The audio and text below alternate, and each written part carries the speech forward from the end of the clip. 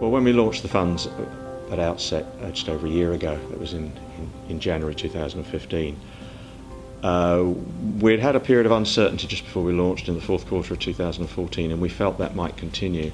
And we were perhaps a little cautious in getting too much risk asset into the portfolio because our outlook was a little bit defensive and a bit too cautious. And markets had a good run in the first quarter, and we did get a little bit left behind. Our focus of risk assets has probably been throughout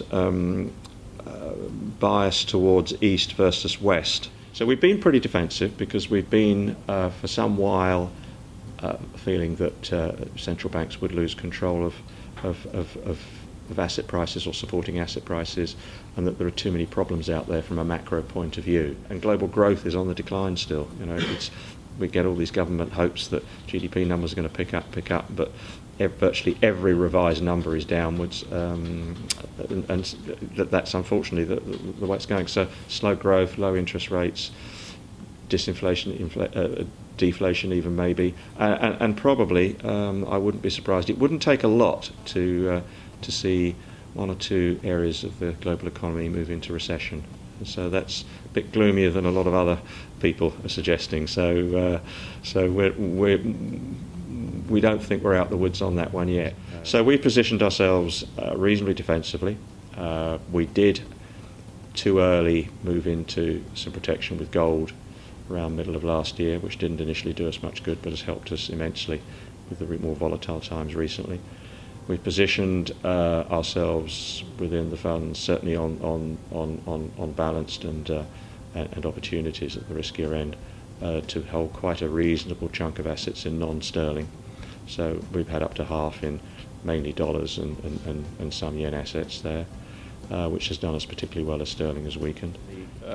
Volatility creates opportunity, it creates crises and panics and things like that. Things sell off that probably shouldn't, or you do get babies in bathwaters situations, particularly with ETFs. ETFs change the world quite a lot in terms of how people react. So they sell a market.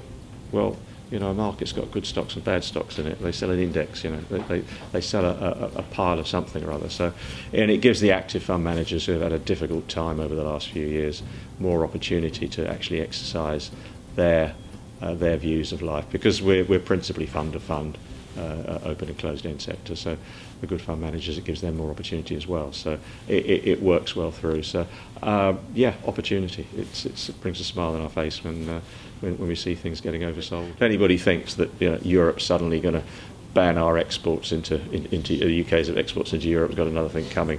Europe exports far more to the UK than we export to them. They're going to keep those flows going. Nothing's going to change that I can see of, or not materially anyway. It doesn't seem that anybody's really taking control of the destiny of the European Union.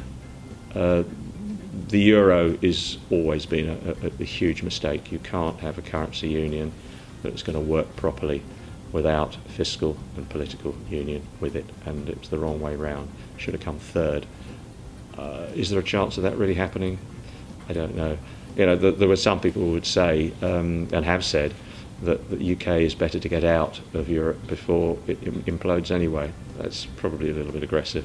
I'm not sure that it implodes, because it will probably exist in some form, but it doesn't seem to be developing or going anywhere at the moment. In fact, almost going backwards. They can't seem to agree on anything. The shambles over borders and Schengen and all that's been going on with the Syrian crisis and refugees. Totally focused on the multi-asset side of things. In other words, what we were doing at my time in Reading. So totally focused on that. We'd like to launch more funds. We've got 3 at the moment, as I say, defensive, balance and opportunities. We would like to launch an income fund, and we've got other ideas as well. Such as? Well, I think there are opportunities in 1 or 2 individual sectors, like potentially running a low volatility, more defensive style of real estate or resources potentially, but that's some way down the line. Would like to launch an investment trust as well. That's been on a radar for a long time and has just nearly got off the ground a couple of times in the past. but we'd certainly like to do that on a closed-end fund on a macro basis. But these are things that are for 2017 and beyond, not for today. The regulatory issues that have changed in recent years, our marketplace is the advisor and wealth manager marketplace, totally 100%. We do not work with the institutions. We're totally in that marketplace.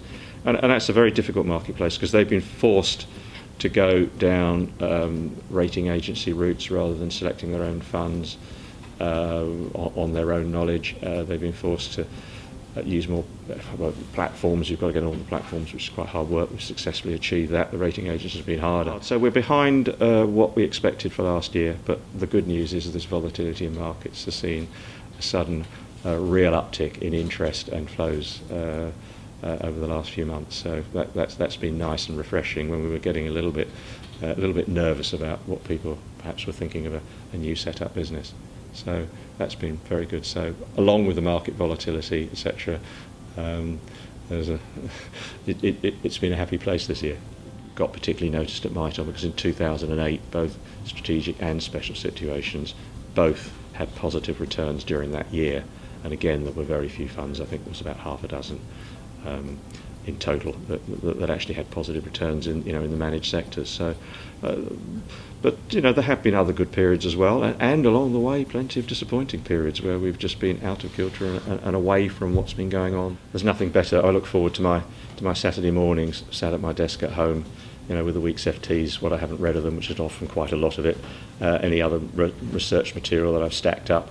And sometimes I'm catching up with research material and things that I wanted to read that are 3 or 4 months out of date, but it doesn't matter because the detail's still there, the interest is still there. These things don't change overnight. It's not our style. So there's a lot of reading done, not just by me, but and we discuss a lot of those things. So we've always formed our own views. I am not interested in a Fidelity or a Goldman Sachs' views on the market. It's tempered to what they're doing. My style has always been buy early, sell early.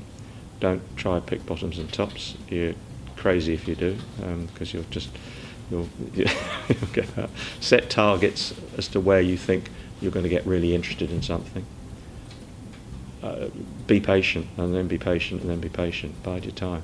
Don't have to make a decision on the spur of a moment. Best decisions are always slept on, generally.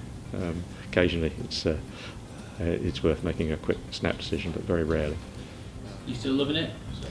Absolutely, I live and breathe the market, so it's fantastic. It's not obsessed by it, but on the other hand, I just love what's going on there. So it's leisure to me, as I said. Sitting and reading an FT with a pot of tea and then another one and another one over weekends is particularly in the summer when you can sit outside. I've got a lovely garden, lovely views over Lyme Bay.